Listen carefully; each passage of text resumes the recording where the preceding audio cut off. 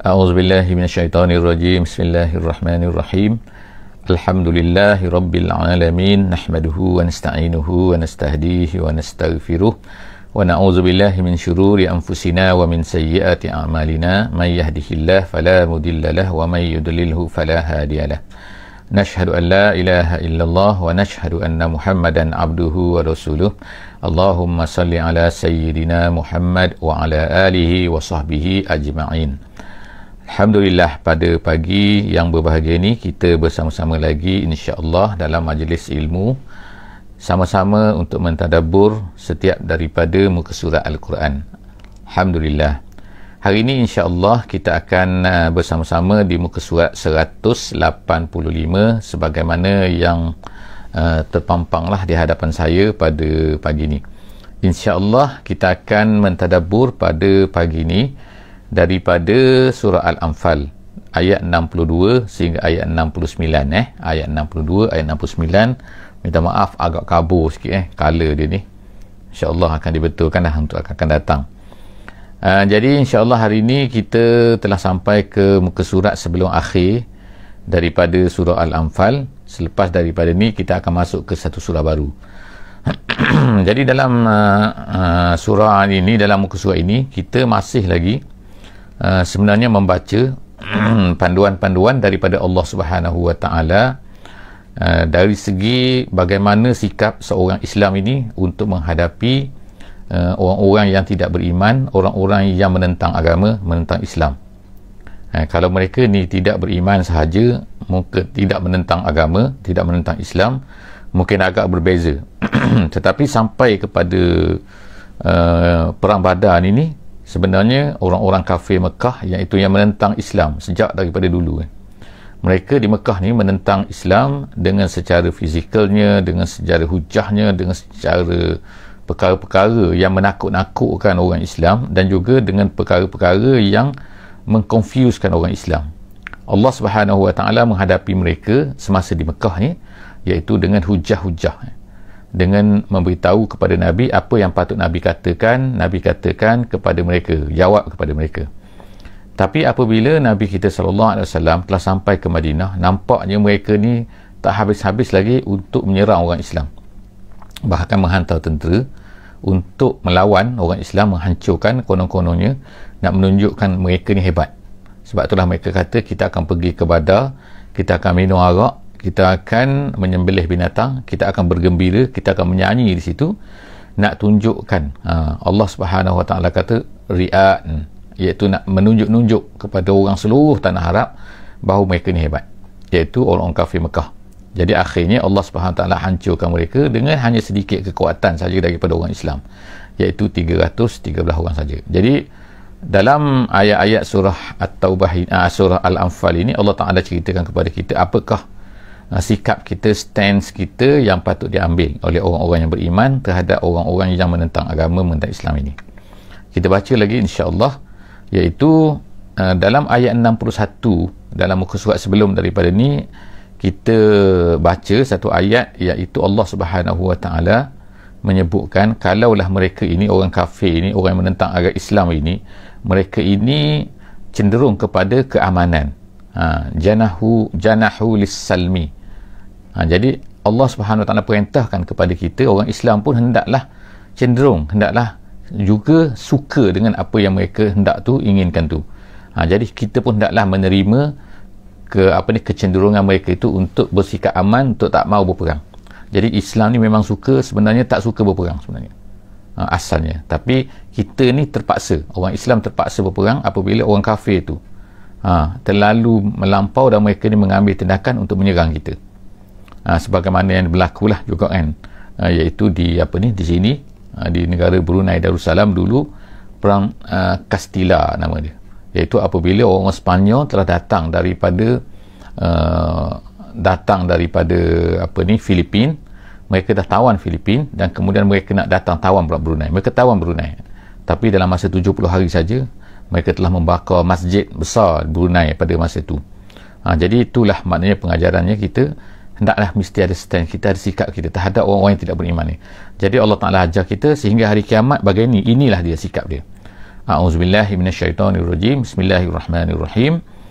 Wa in yuridu an yakhda'uka fa inna hasbakallah huwallazi ayyadaka binasrihi wa bil mu'minin. Sadaqallahul azim. Ayat 62 daripada surah Al-Anfal yang baru saya baca, iaitu Allah Ta'ala berkata, selepas daripada Allah Ta'ala ceritakan itu, hendaklah kamu ni cenderung kepada, kalau mereka nak keamanan, maka kita mestilah juga menerima apa yang mereka nak tu. Tapi kemungkinan tak mereka ni menipu kita, menipu orang yang beriman. Mereka tipu, konon-kononnya mereka ni nak berdamai, tapi sebenarnya mereka ni ada perkara di sebalik tu, nak tipu kita. Jadi Allah Ta'ala sebut, wa in yuridu an yakhda'uk, kalau mereka ni nak untuk menipu kamu, yakhda'uka, menipu kamu, fa inna hasbakallah, maka Allah Subhanahu Wa Ta'ala sebut, cukuplah Allah Ta'ala kepada kamu. Menjadi Allah Ta'ala, kamu bertawakal kepada Allah, makna kita serah kepada Allah Subhanahu Wa Ta'ala. Jadi Allah Ta'ala ni bagi jaminan,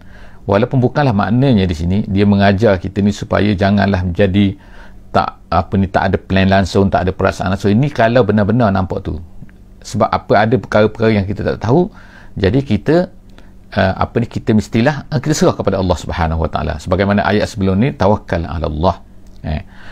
Wallazi ayyadaka binasrihi, dialah yang akan memberi pertolongan kepada kita. Allah Ta'ala yang akan memberi pertolongan, bukan yang lain daripada Allah. Maka kalau kita ni percaya kepada Allah, kita percaya kepada suruhan Allah, Allah Ta'ala lah yang menolong kita. Ayyadaka, menolong, menyokong, binasrihi, dengan kemenangan daripadanya. Wabil mu'minin, dan juga begitulah juga Allah Ta'ala lah yang akan menolong orang-orang yang beriman, ataupun dalam maksud lain itu ayyadaka binasrihi wabil mu'minin, Allah Ta'ala yang akan menolong orang-orang yang beriman itu dengan orang yang beriman. Maknanya tolong Islam itu dengan tenaga-tenaga yang ada di kalangan orang. Jadi ada dua makna lah di situ, wabil mu'minin. Cukup situ. Kemudian sekarang ni kita masuk kepada ayat 63. Ayat 63 ni dia menceritakan bagaimana Allah Subhanahu Wa Ta'ala ni lah sebenarnya yang menjaga hati manusia. Hati manusia ni tak ada siapa boleh kontrol. Kemungkinan kita ni dari zahirnya boleh kontrol, dari segi luarannya boleh, tetapi sebenarnya dalam tu Allah Ta'ala yang menentukan. Sebagaimana yang Allah Ta'ala sebut dalam ayat 63 ni, Allah Subhanahu Wa Ta'ala berkata, wa'allafa baina qulubihim, Allah Ta'ala lah yang menjinakkan. Allafa maknanya macam kalau kata binatang yang jinak tu kita panggil dia pet. Binatang jinak, kucing ke, kadang-kadang anjing ke, bagi orang yang tak beriman kan, orang yang tak Islam, dia anjing. Adalah binatang-binatang lain lagi kan, pet. Jadi makna binatang tu jadi jinak, dipanggil alif. Alif untuk binatang yang jinak kan. Jadi bila allafa maknanya Allah Ta'ala menjinakkan, mendekatkan baina qulubihim, di antara hati mereka. Hati siapa? Ya tu hati orang beriman. Kita tengok kan, hati-hati manusia tu dulunya Abu Bakarnya, Umar ni, semua ni kadang-kadang ni adalah bergaduh di antara satu sama lain, jauh kan. Tapi tengok Allah Ta'ala gabungkan hati orang-orang Ansar, orang-orang Muhajirin yang mereka dulu tak pernah kenal, bukan saudara mereka, tiba-tiba menjadi seperti seolah-olahnya saudara mereka. Tu Allah Ta'ala yang buat. Siapa semua tu? Allah Ta'ala. Jadi Allah Ta'ala sebut wa'allafa baina qulubihim, Allah lah yang mendekatkan, menjinakkan di antara hati-hati mereka. Lau anfaqta, jadi Allah Ta'ala sebut sini, kalau kamu anfaqta, kamu belanjakan, gunakan ma fil ardi jami'an, apa saja yang ada di bumi ni. Maknanya kalau kamu ada harta berapa puluh bilion pun, kamu gunakan duit tu untuk mendekatkan hati manusia, Allah Ta'ala kata ma'allafta baina qulubihim, kamu tak mungkin akan dapat mendekatkan, menjinakkan hati manusia. Artinya hati manusia ni Allah Ta'ala yang kontrol. Jadi kalau kita gunakan selain daripada cara yang Allah Ta'ala ajar kepada kita, Allah Ta'ala tak akan benarkan. Nampak macam baik mungkin, kita gunakan duit untuk menyatukan hati. Kita duit kerana menjadi persatuan ke, gabungan ke, apa-apa kan, tapi kerana duit tak. Kalau bila tak ada duit, mereka akan lari, mereka tak bersatu hati kalau kerana duit. Sebab tu Allah Ta'ala dah beritahu sini, yang mensatukan hati manusia ni ialah Allah. wa'allafa baina qulubihim law anfaqta ma fil ardi jami'an ma allafta baina qulubihim walakin Allah allafa bainahum. Allah Ta'ala tekankan sekali lagi, tapi Allah Ta'ala lah yang allafa bainahum. Allah Ta'ala yang mendekatkan hati-hati mereka, mendekatkan sama mereka. Innahu azizun hakim, dialah yang maha aziz, maha berkuasa, maha penentu, dia boleh menentukan apa saja. Hakim, bijaksana. Dia tahu semua benda yang Allah Ta'ala buat ada hikmahnya. Jadi kita tengok sini kan, orang yang pergi berperang ni, ada orang Ansar, ada Muhajirin, pergi perang dalam perang Badar. Jadi ada orang kita kata orang berumur, ada orang muda. Kalau ikutnya kan, macam mana mereka ni boleh bersatu? Allah Ta'ala yang mensatukan. Oleh kerana itulah maka kamu hendaklah bersyukur kepada Allah Ta'ala. Dia yang mensatukan hati-hati manusia. Kalaulah tidak kerana satu, mereka, kamu takkan bersatu, bergabung untuk pergi melawan tentera Quraisy ni. Tu pada zaman tu lah kan, pada peristiwa Badar ni kan. Jadi tiba-tiba kamu nak bergaduh pula kerana semata-mata bila dapat harta. Bukankah pelik kan? Sedangkan kalau kamu ada harta banyak mana pun, kamu nak satukan hati manusia tak mungkin. Jadi mana yang lebih baik, satukan hati ke ataupun duit? Sekarang kan lebih baik bersatu hati kan, daripada dapat duit yang banyak. Jadi oleh kerana itulah manusia tengok sanggup menghabiskan duit yang banyak kerana nak satukan hati, sedangkan tak dapat. Jadi sekarang ni kerana duit kamu nak bergaduh, tak mungkin. Jadi itulah Allah Ta'ala nak beritahu kepada kita bahawa kesatuan hati tu lebih penting daripada duit. Bukan duit tak penting, tapi kesatuan hati tu lebih penting lagi. Jadi Allah Ta'ala menyatukan hati. Walaupun maknanya kalau kamu nak buat sendiri, tak mungkin kamu akan dapat buat walaupun dengan duit yang banyak. Ya ayyuhan nabi hasbukallah wa manittaba'aka minal mu'minin. Allah Subhanahu Ta'ala kata, wahai nabi hasbukallah, cukuplah kamu Allah. Maknanya cukuplah kita bergantung kepada Allah, kita minta sesuatu daripada Allah, jangan minta dari lain. Cukuplah Allah Ta'ala tu, dia paling berkuasa. Dia tak adalah yang paling berkuasa daripada segala-gala. Dia yang berkuasa. Oleh kerana itu maka cukuplah kamu. Dan juga wa manittaba'aka minal mu'minin, dan orang-orang, kalau ikut tafsiran dia kata ya ayuhan nabi hasbukallah wa hasbuka manittaba'aka minal mu'minin. Wow tu hasbuka maknanya. Jadi maknanya Allah Ta'ala dah ada, dan kemudian kamu dah ada bersama-sama kamu ni dari segi zahirnya, iaitu orang-orang yang beriman. Mana orang beriman ni, cukuplah kamu ni, bila mereka ada, Allah dah ada. Tapi dari segi zahirnya, ni dari segi zahir yang nampaknya Allah Ta'ala berikan kepada kamu penyokong kamu, orang-orang yang beriman. Jadi kita hidup pada hari ini, kita ada Allah, kita ada orang yang beriman, cukuplah benda tu. Kan, jadi mana kita tak perlulah lagi kepada mana sokongan orang kafir ke dan sebagainya kan. Orang beriman dah ada. Jadi sebab itulah Nabi sallallahu alaihi wasallam menolak permintaan orang kafir ke apa, nak tolong ke apa. Sebab apa? Kalau orang kafir yang wujud di dalam bersama-sama dalam tentera dakwah ke tentera Islam ke, dia bukan akan menguatkan lagi, mungkin dia akan menyebabkan kerusakan lagi, kacau bilau dan sebagainya. Sebab orang kafir dia tidak beriman kepada Allah Subhanahu Wa Taala. Bagaimana dia nak bersama untuk membawa peperangan ataupun bersama dengan tentera-tentera Allah? Jadi Allah SWT sebut daripada itu, selepas daripada itu ialah ya ayyuhan nabi. Jadi dah dua kali ni ya ayyuhan nabi, ayat 64 satu. Sekarang ni minta maaf tak gerak-gerak jadi sekarang ni yang kedua pula kan, ayat 65 Allah Ta'ala sebut lagi ya ayyuhan nabi, wahai nabi, harrid tu maknanya berilah semangat, encouragekan siapa? Harridil mu'minina, encouragekan orang-orang yang beriman itu alal qital, untuk berperang. Maknanya sini ialah bukannya suruh berperang, jangan salah faham sini bukan Allah Ta'ala perintah kepada Nabi berperang, kira nak bunuh orang, bukan. Artinya maknanya lah kan, kalau dalam keadaan dah nak berperang ni kan, dalam keadaan perlukan kepada peperangan, maka beri semangat kepada mereka untuk berperang.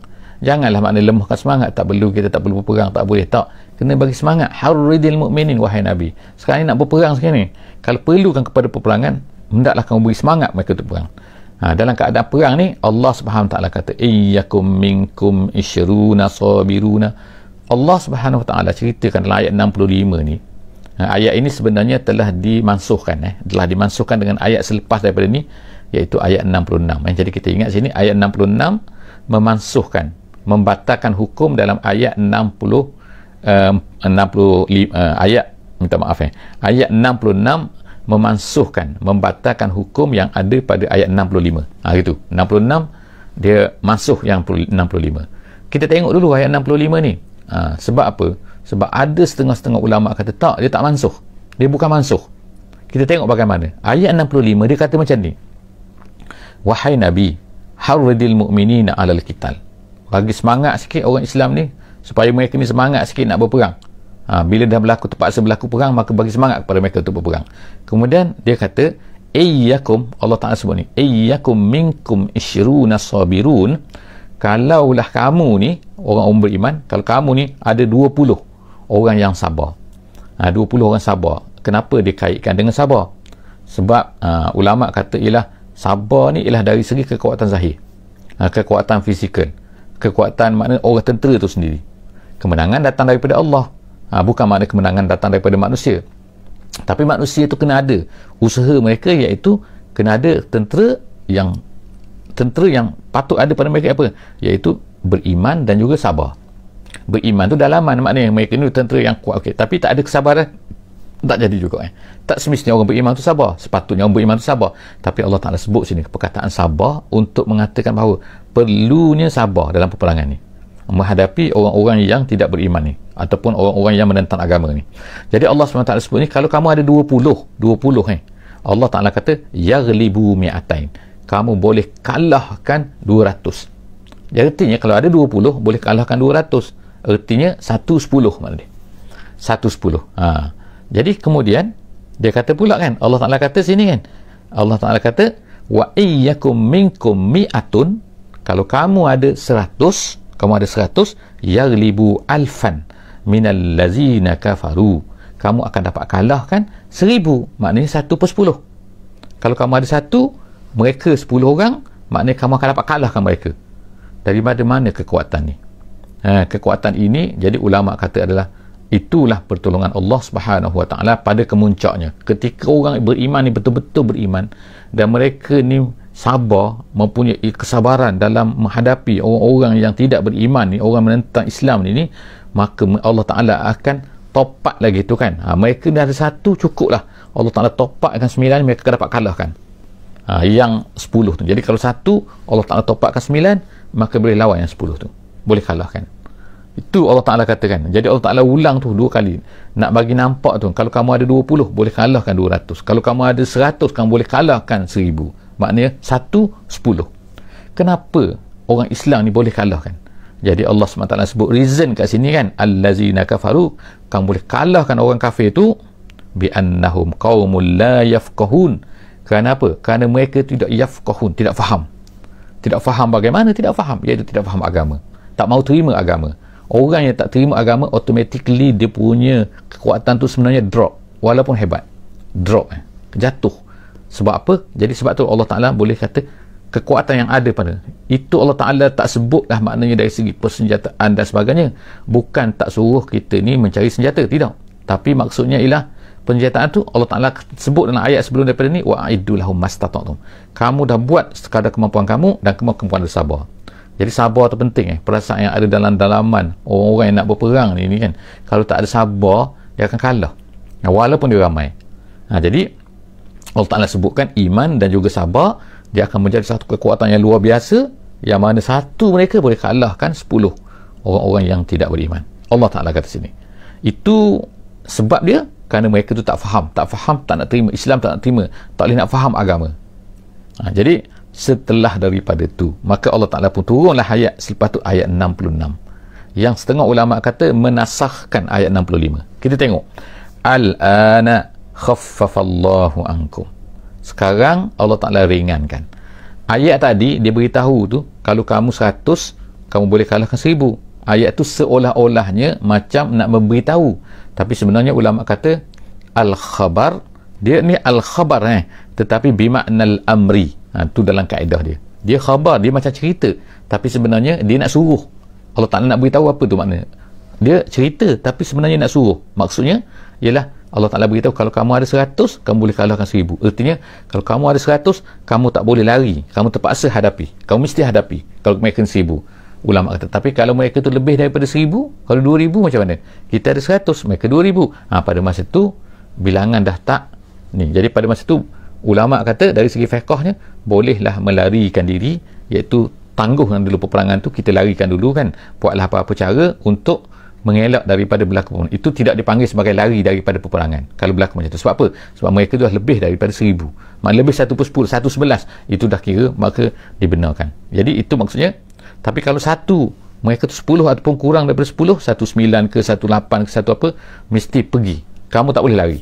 Itu berdasarkan, jadi ayat tu maknanya apa? khabar, cerita, tapi bermakna suruhan. Seterusnya kita tengok ayat 66 ni, al-ana, sekarang Allah Ta'ala ringankan. Al-an khaffafallahu ankum wa alima anna fikum dha'fa. Ada dua bacaan situ, dha'fa dengan du'fa. Dia boleh baca dua situ qiraatnya, tapi qiraat kita, ingat qiraat kita dha'fa, sebagaimana dalam mushaf. Jadi Allah SWT kata, Allah Ta'ala tahu pada kamu anna fikum dha'fa, kamu ada kelemahan sekarang, ada lemah. Fa in yakum minkum mi'atun, Allah Ta'ala kata kalau kamu ni ada 100 sabiratun, yang bersabar. Tengok, perkataan sabar tak ada. Daripada iman, daripada mana? Tu minkum, perkataan minkum daripada kamu, maknanya orang yang beriman. Sabiratun yaghlibu mi'atain, kamu akan dapat kalahkan 200. Jadi kalau ada 100, kamu akan dapatkan kalah 100. Sekali lagi kita sebutkan al-khabar di sini makna dia al-amru, iaitu dia macam cerita, tapi sebenarnya dia suruh. Kalau satu lawan dengan 100 lawan dengan 200, kamu tak boleh lari daripada peperangan tu. Tapi kalau lebih daripada 200, kamu dah tak boleh lari, makna dibenarkan oleh fiqh, oleh agama, kan. Jadi Allah Ta'ala kata lagi, sabiratun yaghlibu mi'atain wa in yakum minkum alfun yaghlibu alfain. Kalau kamu ada 1000, kamu boleh kalahkan 2000 daripada biiznillah. Tapi ingat, benda tu adalah dengan izin Allah, iaitu biiradatillah, dengan iradat, kehendak daripada Allah Subhanahu Wa Ta'ala.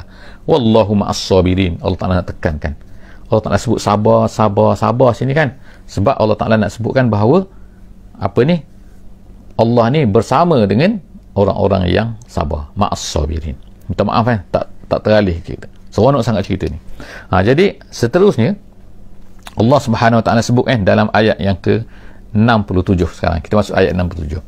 Maka sekarang ni ayat cerita lain dah ni, tak dia habis dah cerita pasal bilangan 100. Jadi yang terakhirnya menurut kata ulama tafsir ialah ayat 66 tu menasahkan ayat yang ke 65. Setengah ulama kata dia tak menasahkan, dia tak menasahkan, tapi dia nak ceritakan iaitu hakikat sebenarnya orang Islam ni, dia boleh, kemampuan dia boleh meningkat jauh, meningkat tinggi, kan. Makna ketika dia ni klimak kekuatan, kekuatan jiwa, kekuatan ni bukan kekuatan senjata, bukan. Dia nak cerita kekuatan keimanan dia, kekuatan dia boleh, Allah Ta'ala boleh tolong dia dengan even, maknanya kalau 1 lawan 1000 boleh. Itu dari segi satu pandangan ulama lah, kan.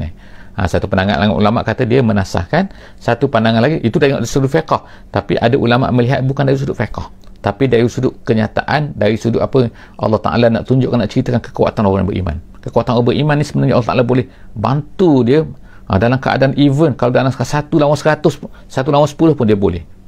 Sebenarnya boleh, kemampuan dia hebat, mana itu tanda kekuatan. Jadi insya-Allah, kan, ayat pandangan ini dan juga pandangan itu, maka kita boleh terima, dan insya-Allah kita boleh gunakan ayat ni semua, kan. Sebab apa? Sebab dia bukannya jelas dari segi fiqh, dan itu adalah pandangan-pandangan ulama, kan, dari sudut fiqh tadi tu. Jadi insya-Allah kita tengok lagi, maka narin nabi, ini cerita pula tentang apabila Nabi selepas peperangan Badar. Lepas peperangan Badar ada orang-orang yang ditawan daripada orang-orang musyrik ni. Maknanya mereka ni ditawan, 70 orang telah ditawan oleh orang Islam. Jadi bawa balik ke Madinah. Yang lain tu lari balik, yang mati tu matilah. Yang lari itu lari balik ke Mekah, tinggalkan harta-harta semua. Jadi dapatlah sini tawanan perang ni. Tawanan perang ni nak buat apa? Pada masa itulah ceritanya Nabi SAW bertanya kepada Abu Bakar, bertanya pendapat Umar, kan. Jadi pendapat Abu Bakar kata, mereka ni adalah saudara mara kamu, takkanlah kita nak bunuh dan sebagainya, kan. Kita buat tebusan sudah, kan. Orang nak bunuh, orang yang nak kita lepaskan, orang nak kita tebusan, kan. Kita panggil ransom. Jadi tanya pendapat Umar kata, ya Rasulullah, bunuh semua ya Rasulullah. Makna dahsyat Umar, kan, sebab mereka ni menentang agama, kan. Jadi apabila Nabi SAW telah pilih pandangan yang diberikan oleh Sayyidina Abu Bakar, iaitu siapa yang ada harta boleh bayar tebusan, beritahu kepada saudara mereka di Mekah tu untuk hantar dan sebagainya lah. Begitulah panjang ceritanya. Tapi Allah Subhanahu Wa Ta'ala akhirnya memberi ayat ini, menurunkan ayat ini seolah-olah secara tidak langsungnya menyokong pandangan Sayyidina Umar radhiyallahu anhu. Bukannya menyokong pandangan Abu Bakar, dan juga bukannya menyokong apa tindakan yang dibuat oleh Nabi SAW yang mengikut pendapat Abu Bakar tu. Jadi Allah Ta'ala sebut sini. Jadi sebab itulah selepas daripada turunnya ayat ini dikatakan bahawa Nabi menangis. Sebab apa? Kerana Allah Ta'ala seolah-olah telah menegur baginda Nabi sallallahu alaihi wasallam. Apa kata Allah SWT? Maka nalin nabi, maka nalin nabiyyin, minta maaf, maka nalin nabiyyin, tidak sepatutnya bagi seorang nabi itu an yakuna lahu asra, bagi dia mempunyai tawanan perang, POW. Makna tak patut dia ni memiliki POW tu, tawanan perang, hatta yuskhina fil ardi, sehinggalah dia ni benar-benar makna kuat, makna benar-benar yubaligh fi qitalil kuffar, makna benar-benar dah selesai dapat memerangi orang kafir, dah semua dapat mengalahkan orang kafir, semua dah makna kan, semua dah mantap kuat lah makna atas muka bumi ni. Barulah hatta yuskhina fil ardi, bila dah mantap atas muka bumi ni, dah kuat dah, barulah boleh memiliki tawanan perang ni. Ini baru peperangan yang pertama. Tu soalannya. Jadi Allah Ta'ala kata, turiduna aradad dunya, soalan tu dahsyat sebenarnya kan. Kamu nak dunia kah? Iaitu dengan apa? Iaitu dengan ambil ransom tu, ambil tebusan-tebusan harta tu. Kamu nak dunia kah? Allah Ta'ala kata, turiduna aradad dunya wallahu yuridul akhirah, sedangkan Allah Ta'ala nak akhirat. Allah Ta'ala tak nak dunia. Dunia buat apa? Allah Ta'ala nak akhirat. Kamu ni tiba-tiba nak dunia, seolah-olah macam tu. Jadi sebab tu terasa hati di sini kan, Nabi kan ditegur oleh Allah Subhanahu Wa Ta'ala, wallahu azizun hakim. Tapi kita tak katalah bahawa dia berdosa, tak berdosa kan? Tapi pemilihan sebab bagi ketua negara dia boleh pilih di antara 4 perkara apabila ada tawanan perang kan. Kita tak cerita di sini, itu masalah fiqh kan. Tapi salah satu caranya ialah dengan mengambil tebusan. Tapi pada ketika ini bila berlaku peristiwa, seolah-olahnya Allah Ta'ala menegur Nabi sallallahu alaihi wasallam. Makna pemilihan tu tak berapa, kurang tepat sikit. Bukan dosa sebab Nabi sallallahu alaihi wasallam dia maksum, dia tak melakukan dosa. Tapi Nabi pun dah sedih dah. Kerana bila Allah Ta'ala tegur macam ni, tak sepatutnya. Allah Ta'ala kata pula tu, kamu nak dunia ke? Allah Ta'ala nak akhirat, kamu tiba-tiba nak dunia, nak dapatkan harta, tebusan-tebusan tu. Gitu kan. Wallahu azizun hakim. Seterusnya, laula kitabun minallahi sabaq lamassakum fima akhaztum azabun azim. Allah Ta'ala kata, laula kitabun minallahi sabaq. Kata ulama' sini ialah, kalaulah tidak kerana hukuman Allah Ta'ala, ketetapan Allah Ta'ala yang telah menghalalkan ghanimah dan sebagainya tu kan, menghalalkan harta dan sebagainya, nescaya lamassakum. Kalaulah tidak kerana ketetapan tersebut, ketetapan tersebut, laula kitabun minallahi sabaq, Allah Ta'ala kata, lamassakum fima akhaztum azabun azim. Nescaya kamu ni akan terkena azab yang pedih. Maknanya macam marah terang kalau kita baca ayat tu kan, seolah-olah Allah Ta'ala kata tegur yang tegas lah kan. Kalaulah tak kerana memang telah dihalalkan ghanimah untuk kamu, nescaya kamu akan terkena azab yang pedih. Terasa tu kan. Jadi ayat yang terakhir, tapi Allah Ta'ala sejukkan hati balik kan, hati orang-orang yang beriman, hati Nabi. Kulu, makanlah, mimma ghanimtum halalan tayyiba, daripada apa yang kamu dapat daripada orang kafir dalam peperangan tu, halalan thayyibah, peperangan yang pertama, dan perolehan harta pun yang pertama. Jadi of course lah kan, setengah orang Islam tu rasa takut nak makan ni. Boleh kita makan harta ni kan, sebab dulu ketika Nabi Musa dulu dia tak boleh, dalam syariat Nabi Musa dulu tak boleh makan harta ghanimah peperangan, dia mesti dibakar kan. Datang api daripada langit, dia akan bakar semua tu. Jadi tapi bagi orang Islam dihalalkan ghanimah kan. Jadi Allah SWT kata sini, fakulu mimma ghanimtum halalan tayyiba, bukan sekadar halal tapi tayyiba juga. Lepas tu wattaqullah, tapi jangan lupa takutlah kamu kepada Allah, innallaha ghafurur rahim, dan Allah itu maha ghafur, dia maha pengampun, dan juga rahim, maha sayang kepada kamu semua. Setakat itulah saja kita pada hari ini. Alhamdulillah, moga-moga Allah Subhanahu Wa Ta'ala akan ampunkan kita atas kesalahan-kesalahan kita, insya-Allah, dan moga-moga Allah Ta'ala beri kefahaman kepada agama melalui apa yang kita baca pada setiap pagi dalam tadabbur kita ini. Setiap ayat insya-Allah kita lalui, kita cuba faham, kita cuba dalami sedikit sekadar kemampuan yang kita mampu lakukan, insya-Allah. Jadi moga-moga Allah Subhanahu Wa Ta'ala akan memberkati hidup kita dengan usaha kita ini, insya-Allah. Walaupun menghabiskan masa 30 minit, insya-Allah, dengan membaca Al-Quran, dengan cuba memahami Quran, moga-moga Allah Ta'ala akan memberkati hidup kita. Wallahu a'lam bissawab. Bismillahirrahmanirrahim. Wal 'asri innal insana lafi khusr illa allazina amanu wa 'amilus solihat wa tawasaw bil haqq wa tawasaw bis sabr. Wassalamualaikum warahmatullahi wabarakatuh.